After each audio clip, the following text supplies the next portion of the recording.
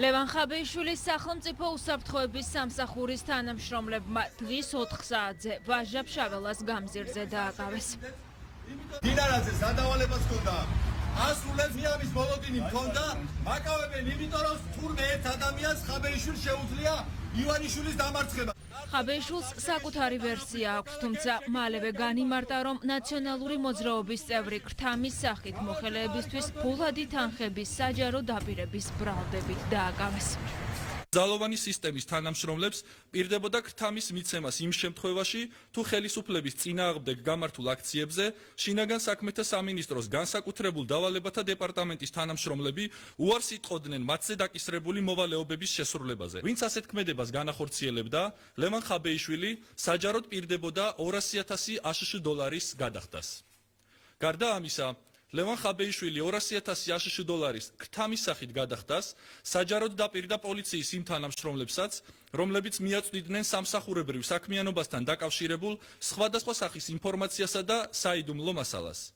იგი დასახელებულ თანხას ქრთამის სახით დაპირდა განსაკუთრებულ დავალებათა დეპარტამენტის თანამშრომლებს წვრთნასა და ვარჯიშზე უარის თქმის სანაცვლოდაც.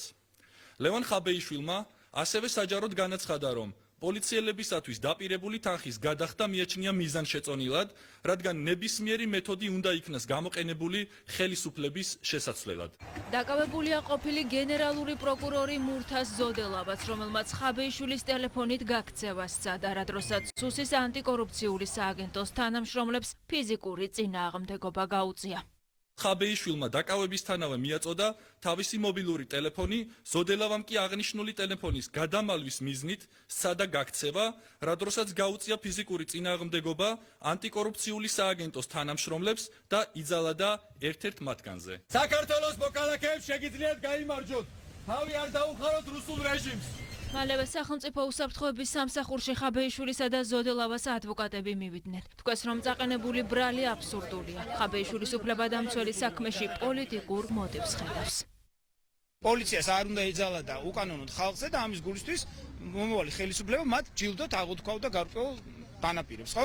ამის შეფუთვა ქრთამის მიცემა თუ ქრთამის შეთავაზება, ჩემი როგორც მოგზაურებული იურისტის აზრი არის აბსოლუტურად აბსურდული. დამწერს ისე გამჟღერებელს უნდა რწხვენოდეს, რომ მურთაზ ზოდელავას მსგავსი საფუძვლით აკავებენ, როცა ესეთი რამ არ მომხდარა. მე ამათ თავაზობ, საქართველოს ხალხთან ითანამშრომლობ 200,000 დოლარი ეკრება ყველას ჯილდო, ვინც ამხელს ამ რეჟიმს. ლევან ხაბეიშვილის ასეთ მოწოდებებს ბოლო კვირების არქივი არაერთ თვლის, თუმცა ადვოკატების მსგავსად ასეთ მოწოდებებში დანაშაულის ნიშნებს არც ხაბეიშვილის თანაგუნდელები ხედავენ. მეტიც, ანა წითლიძემ დღეს ხაბეიშვილის მიერ დაწესებული ქრთამი გააორმაგა.